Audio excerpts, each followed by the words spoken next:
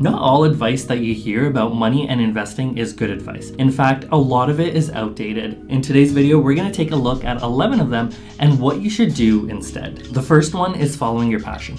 Now, this is counterproductive because most people, when they think about following their passions, they think about, okay, I'm going to become a yogi or I'm going to become a musician. When in fact, pursuing your passion isn't necessarily about going down those paths, but about finding something that you're not necessarily passionate about, but something that challenges you, something that you want to get better at and that you really want to master. Think of something that you might think as boring, let's say engineering.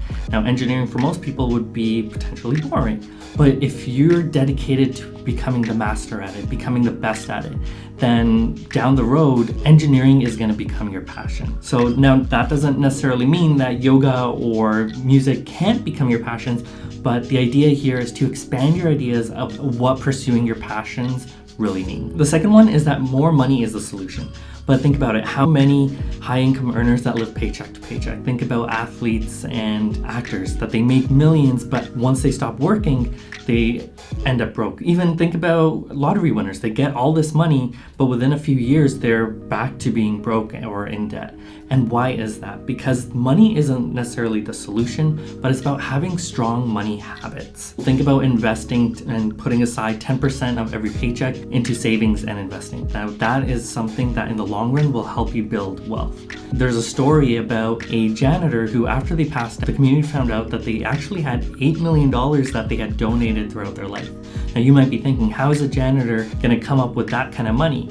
But in fact, it wasn't that they made a lot of money or they got paid a really high salary or they won the lottery. In fact, they just consistently over decades put aside small sums of money, which compounded and after they passed away was worth millions. The third one is that a 9-to-5 won't make you rich and that you need to drop out of college. This is not true because a 9-to-5 actually gives you a steady paycheck, which allows you to pay for your bills, food, shelter, a car, while you're setting aside money to invest in real estate and stocks. So without a 9-to-5, you'd have to find other ways to make that income, which can be a lot more difficult. Not everyone is meant to start a business, and a lot of people do really well in a corporate environment. So my advice would be, don't knock it until you try it. Some people do really well in corporate environments, and that's where they're achieving their best. In fact, you hear a lot about the millionaire next door, and a lot of them are individuals who work 9-to-5 jobs, who work in a corporate environment and save and invest their money over long periods of time to achieve millions of dollars. The fourth one is that college is overrated and outdated. And that's because you hear stories about Bill Gates and Mark Zuckerberg who dropped out of college and university and went off to start businesses and became billionaires. Now think about it, that's only 2 individuals. And then there's a few other individuals, Steve Jobs and other people who also dropped out, but they are the exception and not the norm. How many people go to Harvard? How many people start businesses who are on Shark Tank and Dragon's Den? And how many actually become successful entrepreneurs worth billions? Not a lot. So the idea that college is outdated and they should drop out instead to start a business is actually very risky. And back to the previous point about having a 9-to-5, many millionaires actually come from a corporate environment who work 9-to-5 jobs. So instead, give college a try, give university a try.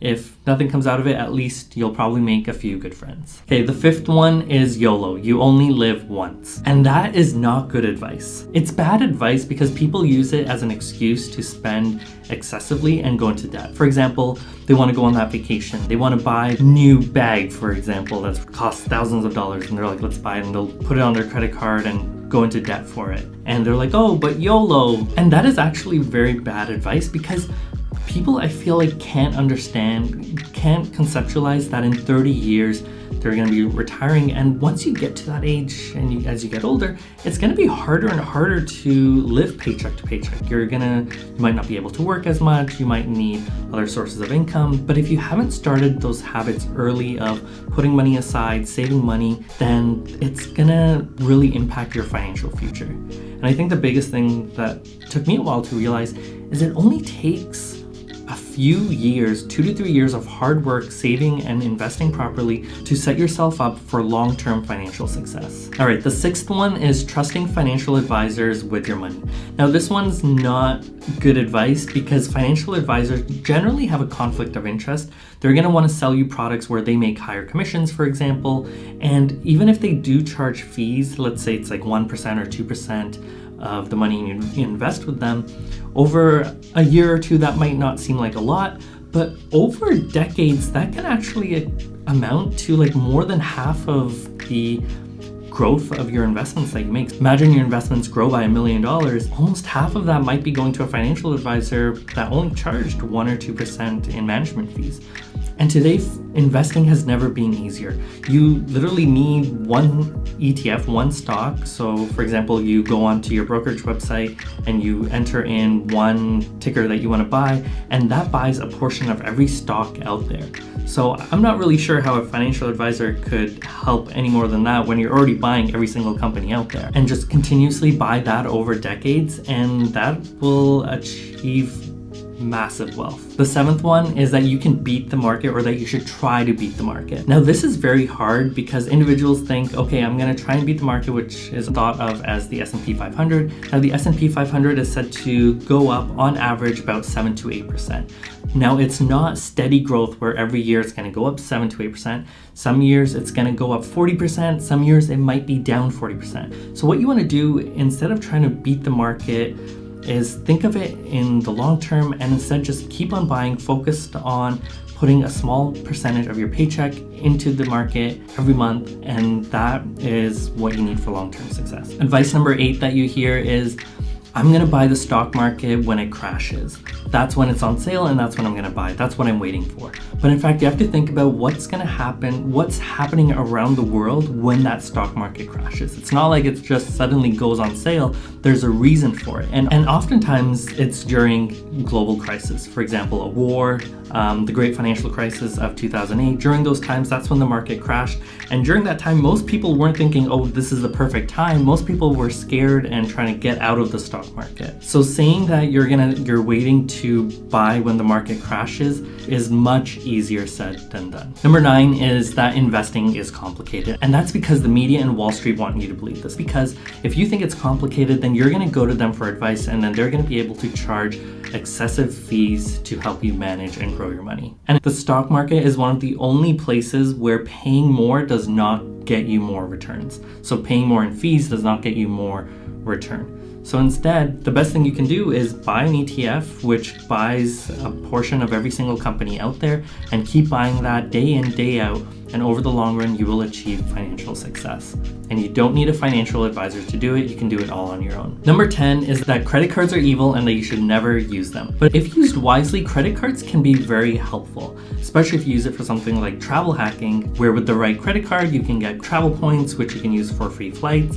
You can get free baggage, you can get insurance coverage through credit cards. So there's a lot of benefits to using credit cards. The main key is you've got to have a good grasp of your finances, where you're not going into debt and carrying a balance every month. And that's where you get the true benefit of credit cards. And the last money advice that you hear out there is that money is the root of all evil. And that is false. That's actually a victim mindset to money. I really like to think of money like energy. So it's like the more positive energy you put out there related to money, you think about it in abundance, the more that money will come to you. Versus if you think of money as like a negative, or it's hard to get, or it's difficult, and I think that is going to translate into your life as well and make money difficult to get as well. There's a book that I like by Napoleon Hill called Think and Grow Rich, where he says if you want to make $1 million, you first got to think about having $1 million in your mind. Because if you can't think about it, you're never going to achieve it. And then coming back to money, you've got to have those positive habits and attitudes towards money, so that even once you get that $1 million, you're able to keep it, because you're not just spending it right away, but you're putting some aside for the future and saving and investing it as well. All right, so that's 11 outdated money advice and what you should do instead. I hope you enjoyed this video. If you did, please don't forget to like the video, subscribe to the channel. I really appreciate it. And thanks for watching. I really enjoyed filming this video. It gave me an opportunity to really reflect on money advice out there and think about what's shown in the media and what you should be doing instead. So yeah, that's all for now, and I will see you on the next video.